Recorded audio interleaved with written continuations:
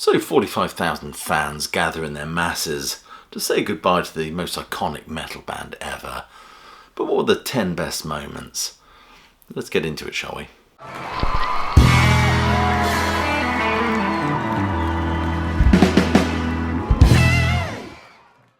So as I said in my little intro there, 45,000 fans gathered to say goodbye to Ozzy and Black Sabbath, a band that really sets the blueprint for what we know now as heavy metal.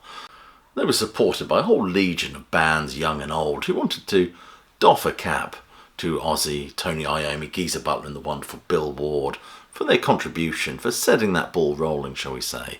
But overall, what were the 10 best moments? If you're new to this channel, please do click like, subscribe and check that notification bell. And check some of the links below this video for ways you can support the sterling work done at Classic Album Reviews, always much appreciated. Become a Patron, why not? There's a fine body of work on there now. And we're forming a real classic rock community. Anyway, so what were the 10 best moments of that Sabbath farewell gig? Let's do this.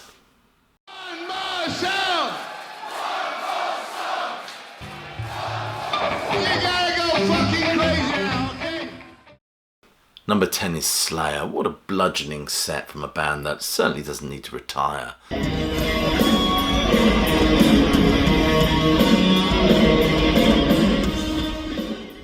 Certainly deserving of a place in this show, as all genres of metal come together to doff a cap to kind of where it all began. As I said, Slayer performed a bludgeoning set, which included a Disciple, War Ensemble, straight into Wicked World, of course, that wonderful, wonderful Black Sabbath cover, South of Heaven, Raining Blood, and Angel of Death. What a performance. Number 9 is Sammy, Hagar. For a guy in his 70s, he sounded absolutely incredible, I think.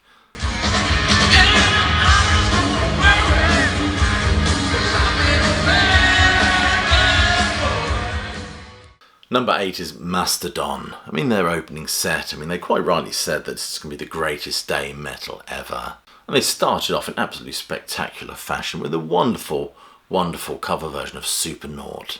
Drummer Brandela, I hope I've said his name right, he did a fabulous job at the lead vocals on this number, perfectly capturing that energy and gnarl of Ozzy's earlier days.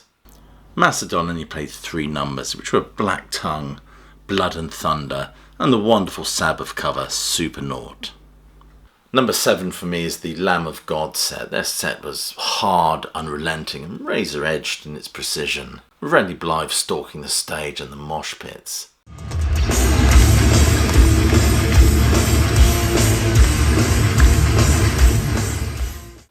Their set may well have been short, but it certainly grabbed our attention. Number 6 for me is Youngblood and their version of Changes. Absolutely stunning version. I think it would have been nice to see Kelly Osbourne perhaps join them for that as well. It would have been interesting. It was certainly an early Sabbath number that needed to be dusted off for this set. Apparently Sharon Osbourne was moved to tears by this beautiful, beautiful rendition. Number 5 is J.K. Lee taking the stage, and the amount of appreciation there was for Ozzy's former guitarist. He entered the stage to enormous applause. I think he looked somewhat overwhelmed by it all. Number 4 is the return of Steven Tyler. Being a big Aerosmith fan, it was just delightful to see him on stage and really belting out those numbers. Walk This Way.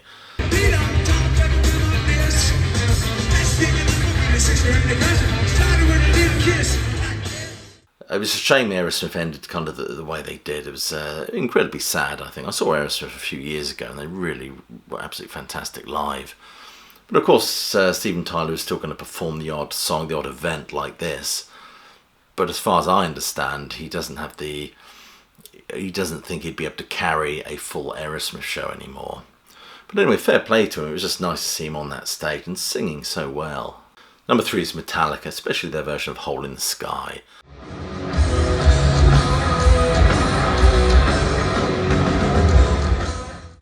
They certainly demonstrated why they're considered perhaps one of the greatest metal bands out there at the moment. They went on to perform Creeping Death and For Whom the Bell Tolls, as well as ending on that rather predictable number for them, of course, which is Master of Puppets. And number 2 is Black Sabbath itself. Tony Iommi is just incredible, I think. But for me, Geezer Butler is a real workhorse. He really carries a a lot on his shoulders, I think. He's just absolutely immense. And a word has to go out to someone who really impressed me. That was Bill Ward. Absolutely fantastic. He really played beautifully. I mean, there were been questions over his health. Of course, I saw Sabbath a few years ago. Didn't have Bill Ward playing for them. They had somebody else. But whether Bill Ward would be able to play throughout a 2-hour set is another matter. But the songs he did play, he was just absolutely fantastic. And just ripping his shirt off and playing like it was 1970. My God, he seriously impressed me.